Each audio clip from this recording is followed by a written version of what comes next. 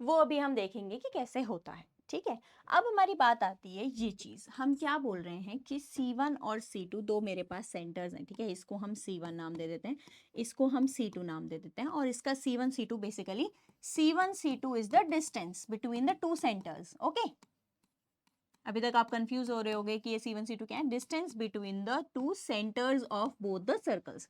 Distance formula हमको लगाना आता है। What is the distance formula, याद है आपको? अगर x1 है तो x1 माइनस x2 का whole square plus y1 minus y2 का होल स्क्वायर का अंडर रूट, ये डिस्टेंस फॉर्मूला था, हमने पढ़ा था। ऑल राइट, सो अब वही डिस्टेंस फॉर्मूला लगा के हम C1 और C2 निकालेंगे। अगर कभी इन केस बाय चांस ऐसा होता है, अगर कभी इन केस बाय चांस, चलो छोड़ो, अगर कभी ऐसा होता है कि C1 C2 ये जो डिस्टेंस है वो मेरा R1 माइनस R2 यानी इसके इक्वल आ गया। अब एक बात सोचो, C1 C2 एक डिस्टेंस है, यानी ये वाला, राइट, ये डिस्टेंस है। ठीक है, R1 था पूरा ये, R2 था पूरा ये, R1 माइनस R2 कौन सा डिस्टेंस है? PQ। C1 C2 कौन सा डिस्टेंस है? PQ। अगर ये दोनों इक्वल आ गए, that means that the circles touch internally to each other. ठीक है, जो सर्कल्स हम टच बोल रहे हैं वो एक ही पॉइंट पर टच करेंगे, और सॉरी इंटरनली टच करेंगे। अब क्वेश्चन आएगा ये कि अब पता है सीधा वो क्या पूछेगा, हाउ मेनी टेंजेंट्स, कितने टेंजेंट्स इन दो सर्कल्स के बन रहे हैं। तो उससे पहले अब देखो, आपको टेंजेंट निकालने के लिए आपको क्या करना है, पहले तो आपको C1 C2 निकालना है, फिर आपको R1 प्लस R2 और R1 माइनस R2 निकालना है। फिर इन तीनों में रिलेशन देखना है, कौन सा रिलेशन बन रहा है, उसके बेसिस पर आप डिफाइन कर सकते हैं कि वो इंटरनली टच कर रहे हैं, एक्सटर्नली टच कर रहे हैं, एक जगह पर इंटरसेक्ट, दो जगह पर इंटरसेक्ट कर रहे हैं। वो चीजें आप बताएंगे, उसके बाद जाके आप बता सकते हैं कि टेंजेंट कितने होंगे उस सर्कल्स के पास। ऑल राइट, तो क्वेश्चन वो पूछेगा छोटू सा एक लाइन वाला क्वेश्चन, और आपका अच्छा खासा सोल्यूशन बन जाएगा, because you have to find first C1 C2 by using distance formula. R1 minus R2, R1 plus R2, सीधा आपका जो एडिशन सब्ट्रैक्शन वाला केस हो गया। और उसके बाद आप उन दोनों के बीच में रिलेशन देख के केस बनाएंगे, उसके बाद आप बताएंगे कि कितने टेंजेंट्स उसमें बन सकते हैं। ऑल राइट, ठीक है, तो ये तो हो गया भैया हमारा फर्स्ट केस कि अगर ऐसा हुआ, दो सेंटर्स के बीच का डिफरेंस, बीच का जो डिस्टेंस है वो मेरे दोनों रेडियस के डिफरेंस के इक्वल आ जाता है, तो मेरे पास केस बनेगा इंटरनली टच होने का। ठीक है, नेक्स्ट टॉपिक आता है मेरे पास एक्सटर्नली कब टच। अब अच्छा एक चीज और मैं बताना भूल गई शायद, व्हाट इज टेंजेंट। टेंजेंट एक ऐसी लाइन होती है, टेंजेंट बोलो टेंजेंट बोलो, it's completely up to you. एक ऐसी लाइन होती है which intersect the circle only at one point, only, ये only बहुत जरूरी है, only at one point। तुम कॉर्ड की बात करोगे, कॉर्ड क्या होगा, ये है ना, कॉर्ड बिल्कुल पूरे सर्कल के बीच में से जाता है, first thing, and second thing वो सर्कल को दो बार कट करता है। टेंजेंट जो है, टेंजेंट जो है वो सिर्फ एक पॉइंट पर हमारे सर्कल को इंटरसेक्ट करता है, हमारे सर्कल को टच करता है। Intersect is not the word hair, a word should be touch करता है, कि एक बार, सिर्फ एक बार टच करेगा उस टेंजेंट में। तो अब इन दोनों का कौन सा कॉमन टेंजेंट बना, एक ये टेंजेंट बना कॉमन। टेंजेंट तो बहुत सारे बनेंगे इनके, ये बनेगा ये बनेगा, इनफाइनाइट टेंजेंट होते हैं एक सर्कल के। A circle has infinite tangents, but जब हम इन दोनों सर्कल की बात कर रहे हैं तो हम ये ना ओनली वन कॉमन टेंजेंट की बात कर रहे हैं, कि दोनों के जितने कॉमन टेंजेंट्स होंगे, जो दोनों के लिए टेंजेंट टेंजेंट बनेंगे, वो सिर्फ एक ये पॉइंट होगा, इसके अलावा कोई नहीं होंगे। Is it fine? ओके, अब बात आती है नेक्स्ट कि भाई टू सर्कल्स टच इंटरनली की जगह अब ये होना चाहिए था एक्सटर्नली। इसको एक्सटर्नली कर लो फर्स्ट थिंग। इंटरनली का मतलब था कि ये एक के अंदर एक है, किसी भी एक पॉइंट पर टच हो रहे हैं। एक्सटर्नली का मतलब है बिल्कुल ऑपोजिट, किसी एक पॉइंट पर टच हो रहे हैं लेकिन बाहर हो रहे हैं। अब सोचो, ये पूरा R1, ये पूरा R2 और ये पूरा C1 C2। सोचो सोचो, C1 C2, तो यानी अगर C1 C2 का जो डिस्टेंस है वो R1 प्लस R2 के इक्वल हो गया, तो मेरे पास क्या बनेंगे, एक्सटर्नली बनेंगे। ओके, अब कितने टेंजेंट्स आप बना सकते हो इसके कॉमन, एक टेंजेंट ये हो गया, एक ये हो गया जो दोनों का कॉमन हो गया, और एक सिमिलरली जो कि ये टेंजेंट बना नहीं, मान लो ये बन गया। तो 3 टेंजेंट्स मिल गए इसके। एंड प्लीज इसको याद रखना, इसका मतलब कॉमन है। ये मत बोलना कि इन दोनों सर्कल के ही 3 टेंजेंट है, नहीं, every circle has infinite tangents. But यहाँ हम इसलिए कॉमन टेंजेंट्स की बात कर रहे हैं, इसलिए यहाँ पे 3 लिखा जा रहा है या 3 कॉमन टेंजेंट्स लिखा जा रहा है, ठीक है। ये कॉमन टेंजेंट ही है, ये टेंजेंट नहीं है, क्योंकि हर सर्कल के पास हमारे पास इनफाइनाइट टेंजेंट्स होते हैं। ऑलराइट, तो जब भी इन दोनों का डिस्टेंस r1 प्लस r2 के इक्वल होगा तो हमारे पास हमारे जो दो सर्कल्स हैं वो हमें एक्सटर्नली टच करेंगे, जिसके पास 3 कॉमन टेंजेंट्स हमको मिलेंगे। The next point is the circle touches intersect each other. Intersect कर रहे हैं अब ये सर्कल्स, ठीक है। ये मेरे पास कोई पॉइंट है, ठीक है, ये मान लो कोई भी सेंटर है, यहां मान लो ये सेंटर है, ठीक है। This is C1, this is C2, ठीक है। ये पूरा R1 होगा, ये पूरा R2 होगा। अब सोचो क्या होना चाहिए, R1 plus R2, R1 plus R2 अगर बड़ा हो गया, देखो C1 C2 का मैं बात क्या कर रही हूं, क्या ये रेडियस है पूरा? इधर से देखते हैं, इसको थोड़ा सा इरेज करते हैं, बिकॉज ये गलत हो गया है। अब इरेज में ज्यादा, अब आई न्यू इट कि बड़ा वाला इरेजर निकलेगा अभी। ये है, देखो, ये अगर सेंटर है, जस्ट अ मिनट है, इसको थोड़ा सा करेक्ट करते हैं। ये अगर सेंटर है तो रेडियस कितना है इसका, ये पूरा, ओके। ये अगर सेंटर है तो इसका रेडियस कितना है, ये पूरा, ठीक है। ये हमारे पास R2 है, ये मेरे पास R1 है, ओके। अगर ऐसा होता है कि C1 C2 का जो डिस्टेंस है, C1 C2 का ये है, और R1 R2 सोचो इससे भी बड़ा निकल गया है, या फिर दूसरी बात सोचो, R1 पूरा ये R1 है और माइनस R2 करूंगी, सिर्फ ये वाला पार्ट बचेगा ना, और ये वाला पार्ट C1 C2 से तो छोटा है, ठीक है।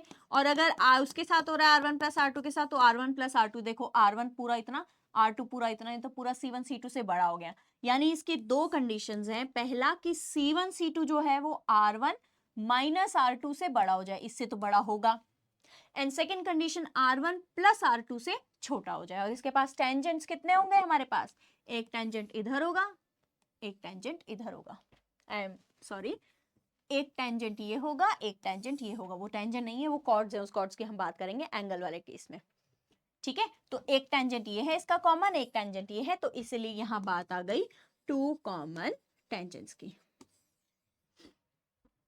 Is it fine?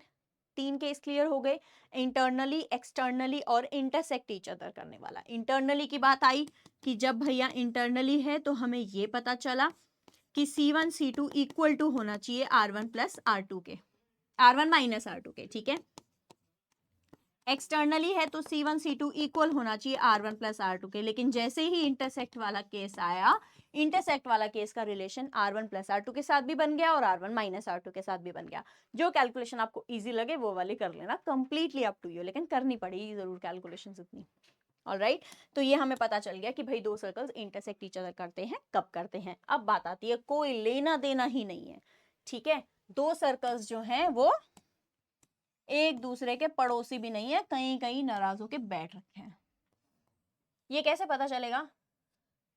बिल्कुल उसका उल्टा कर दो, किसका? इंटरसेक्ट वाले का। वहां क्या था?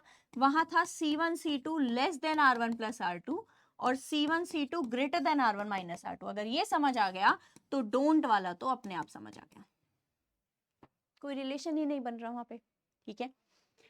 मैं कहीं भी बोल लूं C1 C2 जो डिस्टेंस है, ये C1 है, ये C2 है, ठीक है। इन दोनों का डिस्टेंस निकालो, ठीक है। इन दोनों का डिस्टेंस निकालो और इसका R1 R2 निकालो, उनका डिस्टेंस निकालो। C1 C2 तो R1 प्लस R2 से बड़ा हो गया ना, ठीक है। तो ये हमारी प्रॉपर्टी है कि भैया सर्कल के बारे में हम क्या क्या बोल सकते हैं, ठीक है। अब बात आती है कॉमन कॉर्ड ऑफ 2 सर्कल्स। कोई भी 2 सर्कल्स हैं मेरे पास,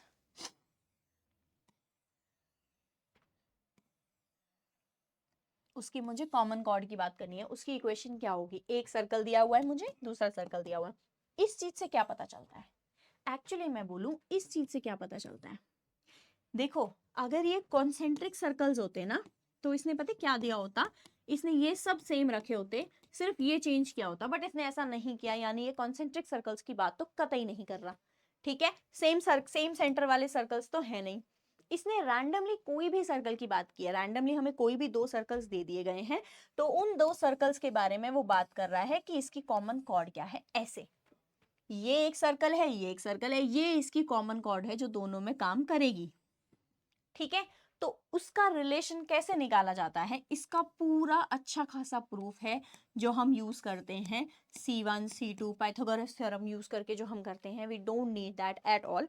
हम सीधा क्या करेंगे, हम सीधा इसको याद करेंगे कि जब भी मुझे कॉमन कॉर्ड निकालनी है तो मुझे S1 minus S2 equal to 0 put करना है। अब वो पुट करना कैसे है, सीधा आपको x square plus Y square plus 2g1x plus 2f1y plus c1 minus x square minus y square minus 2g2x minus 2f2y minus c2, cancel cancel, बच गया 2x g1 minus g2 plus 2y f1 minus f2 plus c1 minus c2। This is the equation of common chord of any two circles, ठीक है। जब भी हमें दो circles दिए हुए हैं और मुझे उसकी कॉमन कॉर्ड निकालनी है, तो उसकी कॉमन कॉर्ड कैसे निकाली जाएगी, S1 माइनस S2। डरने चौंकने हैरान होने की जरूरत बिल्कुल नहीं है, ऐसे 2-3 फॉर्मूले और आने वाले हैं, SS1 equal to T square S minus या टी इक्वल टू एस, ऐसे काफी आने वाले हैं।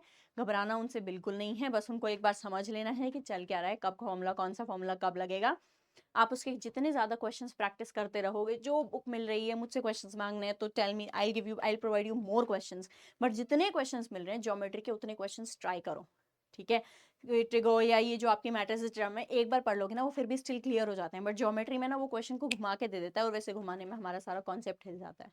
Okay, so we need practice, actually पूरी maths need practice, but still ऐसे कुछ टॉपिक्स हैं जिसमें प्रैक्टिस की हमें बहुत बहुत ज्यादा आवश्यकता पड़ जाती है। ऑलराइट, अब ये जो लेंथ है, अब ये जो कॉर्ड है, वो कॉर्ड बनेगी क्या। हमने अभी बात की कि भाई ये रेडियस है, ये कोई कॉर्ड है हमारे पास, तो अब देखो ना, ये रेडियस है, ये पूरा ये रेडियस है, ये भी रेडियस है ना। ये जो भी हम सबटेंड करवा रहे हैं, ये क्या है, इससे 90 डिग्री पे, तो ये पूरे के पूरे 90 डिग्री बन गए, इस पे कोई शक नहीं होगा, बिल्कुल नहीं होगा। अब शक होगा कहाँ पे आपको, लेंथ ऑफ द कॉर्ड हमको चाहिए, ये जो होता है ना, ये इसको इक्वली बाइसेक्ट करता है और इक्वली परपेंडिकुलरली बाइसेक्ट करता है। ये प्रॉपर्टी हम ऑलरेडी पढ़ चुके हैं, ठीक है, कि वो इक्वली परपेंडिकुलरली बाइसेक्ट करेगा। अब लेंथ ऑफ द कॉर्ड जब हमको निकालनी है, मुझे ये तो निकालना आता है, एंड व्हाट इज दिस, ये कॉर्ड है मेरी बीडी, मेरी जो पूरी जो बीडी है वो पूरी मेरी कॉर्ड है जिसकी मैं कॉमन कॉर्ड की बात कर रही हूँ। ये length of the common chord की बात चल रही है, ठीक है, ये मेरे को पता है। अब जब मुझे निकालना है तो बच्चे मैं ये पाइथागोरस थ्योरम से नहीं निकाल सकती, I can use my Pythagoras theorem, right. इसको x ले लो, इसको x ले लो, ये दोनों सेम होंगे, इसकी वैल्यू आपको पता है, इसकी वैल्यू आप निकाल सकते हो, पाइथागोरस थ्योरम से मैं फाइनली ये निकाल सकती हूँ। और दूसरा method you have this, C1 C2 कैसे भी करके निकालो, C1 C2 आपने निकाल लिया, ये एक रेडियस है, ये एक रेडियस है, ये पता चल गया। तो अगर ये पता चल गया, ये पता चल गया, तो फाइनली ये भी पता चल गया। बट मेहनत नहीं करनी है, सिंपल सी बात है, बीई निकालना है। हाँ, इसका तो हम स्पेसिफिकली क्वेश्चन से ही आपको समझ आएगा, इसके लिए कोई प्रूफ या कुछ भी करने की जरूरत नहीं है। इसके लिए I tell you a question which will discuss when we are doing practice questions. Okay, I have decided a question to do here, but still इसमें हमें सिर्फ ये करना है कि हमें कैसे भी करके बीई की वैल्यू निकालनी है। जैसे ही मेरी बी की वैल्यू निकल जाएगी, ये और ये दोनों इक्वल होंगे, ये और ये दोनों इक्वल होंगे।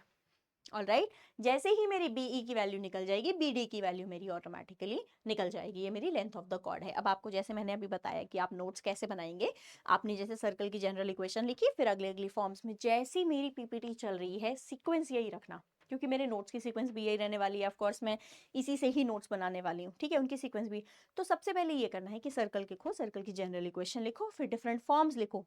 डिफरेंट फॉर्म्स लिखने के बाद जो जो प्रॉपर्टीज हम पढ़ रहे हैं, कॉमन कॉर्ड वाली या फिर उसके टेंजेंट कितने होंगे, ये वाली, टच, इंटरनली एक्सटर्नल करी, कोई सी भी प्रॉपर्टी हम पढ़ रहे हैं, फिर उसको सीक्वेंस वाइज लिखना शुरू करो, ठीक है। कॉमन कॉर्ड की इक्वेशन आएगी कैसे, या फिर अभी टेंजेंट की इक्वेशन पढ़ेंगे वो आएगी कैसे, उसके बेसिस पे अभी तो बहुत कुछ चीजें बची हैं बच्चा इसमें, बट अभी के लिए फिलहाल इतना काफी है, ठीक है। फिलहाल इतना काफी है, इसका मतलब ये नहीं कि क्लास खत्म हो गई है। Equation of chord bisected at the given point.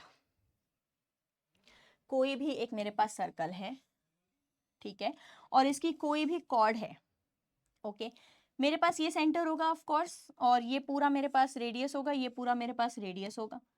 ये बोल रहा है कि उस कॉर्ड की इक्वेशन चाहिए मुझे जो किसी एक पॉइंट पर बाइसेक्ट होता है। आपको पता है पिछला वाला आप क्वेश्चन जो अभी हम कर रहे थे बीई निकालने वाला, वो यही है। रिलेट करके देखो, relation is most important here in life also, but here also, okay, हम मैथ्स की बात कर रहे हैं। हाँ, ये हमारा सेंटर हो गया। तो मुझे इस कॉर्ड की इक्वेशन निकालनी है, जो कि मुझे इस कॉर्ड की इक्वेशन निकालने के लिए थोड़ी थोड़ी मेहनत करनी पड़ेगी। That is T is equal to S।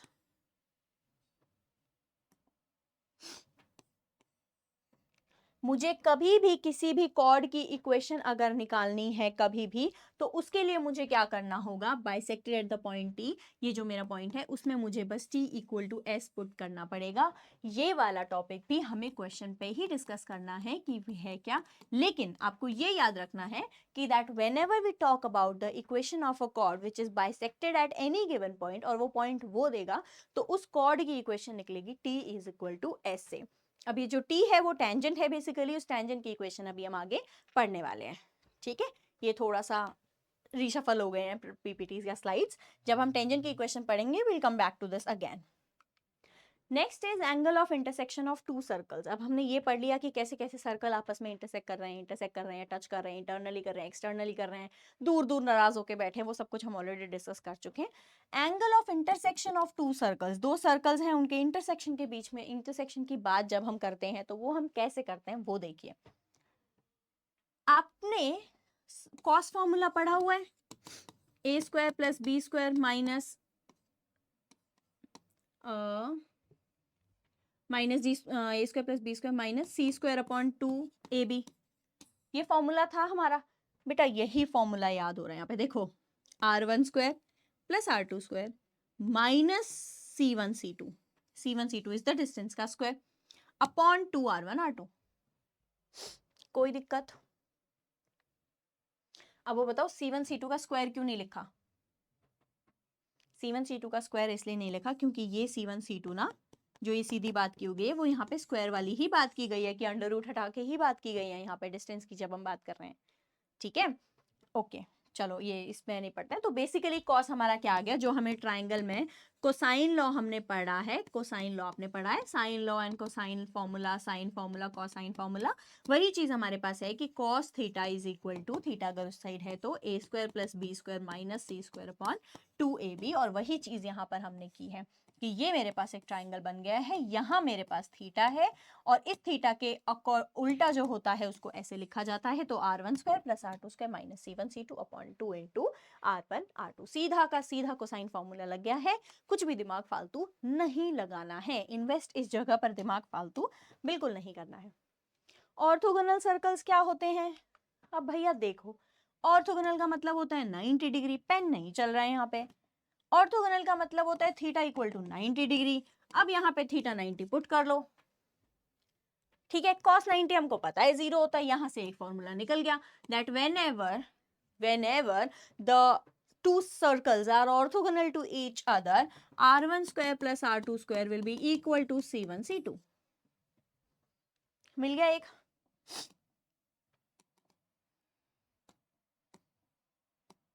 ओह, वो तो गया, और कितना क्लीन होगा। हाँ ठीक है, तो एक हमको मिल गया कि r1 square plus r2 square equal to r1 r2 c1 c2 होता है। दूसरा है c1 plus c2 equal to 2 into g1 g2 plus 2 f1 f2। हम बोल रहे हैं कि भैया जब भी g1 g2 बेसिकली, अब देखो दो चीजें हैं, पता है क्या है, आपको मान लो उसने इक्वेशन नहीं दी है, ठीक है, मान लो उसने रेडियस नहीं दिया है, ठीक है, अब आप रेडियस निकालोगे under G square plus F square करके, है ना। मेरे पास मान लो X square plus Y square plus 2gx plus 2hy 2fy plus c equal to 0, ये मेरे पास इक्वेशन बनी, ठीक है। अब मैं यहाँ पे रेडियस निकालने लग गई भैया, G square plus F square minus C, radius निकाला। ये ना निकालने का जरिया सीधा ये नहीं है कि g1 g2 f1 f2 में रिलेशन याद कर लो और डन, सीधा ऑर्थोगोनल सर्कल्स का, है ना, कि अगर कोई सर्कल 90 डिग्री पे इंटरसेक्ट कर रहे हैं, 90 डिग्री पे इंटरसेक्ट कर रहे हैं, उन सर्कल्स का कोऑर्डिनेट अब तो उसका मतलब ये है कि उनका ये चीजें होनी चाहिए सेम। अगर ये सेम आ गई तो हाँ भैया 90 डिग्री पे ऑर्थोगोनल सर्कल्स हैं। अब दो सर्कल के इंटरसेक्ट एट 90 डिग्री होने का मतलब क्या होता है? दो सर्कल्स का आपस में इंटरसेक्ट एट 90 डिग्री का तात्पर्य यह होता है कि जब मैं वहां से, ये पॉइंट है, यहां से मैंने एक कॉर्ड टेंजेंट बना लिया और ये पॉइंट है, यहां से एक टेंजेंट बना लिया। अब ये एक दूसरे के लिए तो कॉर्ड बन गए, बट जो भी है, तो ये जो टेंजेंट है, इन टेंजेंट के बीच में कितना एंगल आना चाहिए? 90 डिग्री आना चाहिए। Then the circles are said to be intersect at 90 degree. All right, अब फैमिली ऑफ सर्कल्स और कुछ एक दो टॉपिक और बचे हैं जो हम नेक्स्ट क्लास में कवर करेंगे। उसके बाद हम प्रैक्टिस क्वेश्चंस वाले टॉपिक शुरू करेंगे कि हाँ कुछ अच्छे खासे प्रैक्टिस क्वेश्चंस कर लेते हैं, और अराउंड 20 to 25 क्वेश्चंस मैं आपको आपकी शीट में प्रोवाइड करने वाली हूँ with your notes. So guys consistently मेहनत करते रहिए, ठीक है? अभी तो we have to go much much further और long way, alright? So stay safe, take care, thank you.